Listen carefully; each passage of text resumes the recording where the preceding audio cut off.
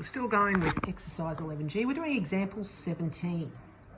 Now, example 17 looks a bit different. We've got a quadratic on the top, and in our two brackets on the denominator, we also have a quadratic.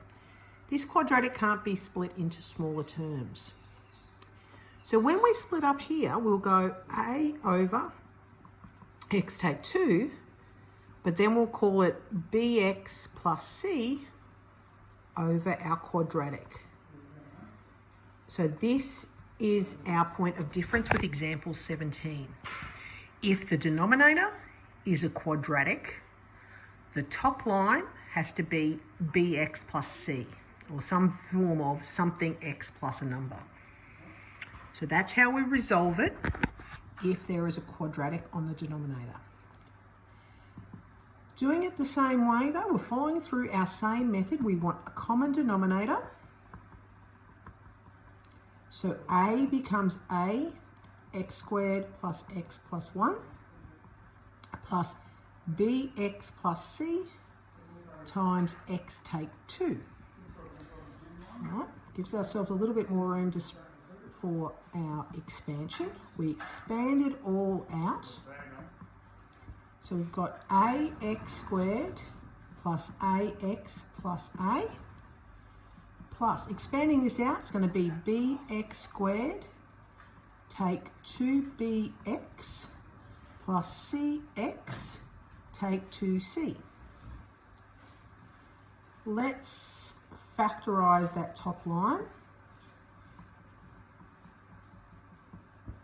So how many x squareds have I got? I've got ax squared and bx squared. So that's going to be my a plus b. What x terms do I have? I have a, I have take 2b, and I have c. Okay, so I have 3 terms there. And what numbers do I have left at the end? I've got a minus 2c. So when I come to equate x squared, what are my coefficients of x squared? A plus b equals, my coefficient of x squared up here is 1. My coefficient of x, a minus 2b plus c, coefficient is 6. And my number a minus 2c equals 5. So there are 3 simultaneous equations that we need to solve. You can do it the long way, or you can do it on your graphic calculator.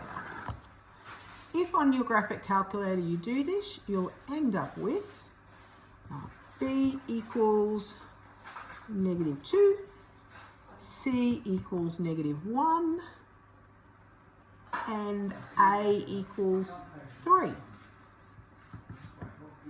All right, so we've got them off our graphic calculator.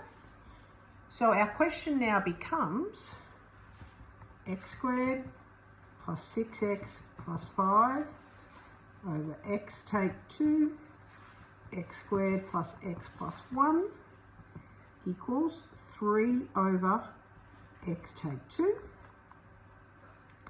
plus, excuse me, -2x take 1 over x squared plus 2x.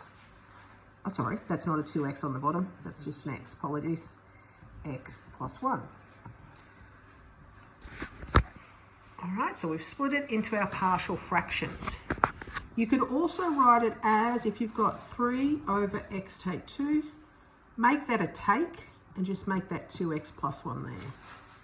Just factorise the negative outside. Once you split it up, it makes it much easier to integrate it. Because if you're going to now integrate this, your answer will be 3 ln x take 2 plus, take. Oops, because I changed that to a take, so this is going to be take. Looking at this to integrate, what's the derivative of the bottom line? The derivative of this would be 2x plus 1, which is what the top line is. So that rule we spoke about the other week, if the derivative is on top of the function, it's just going to be ln of the bottom line, or the function, plus c. So there's that integrated. It makes our integration much easier.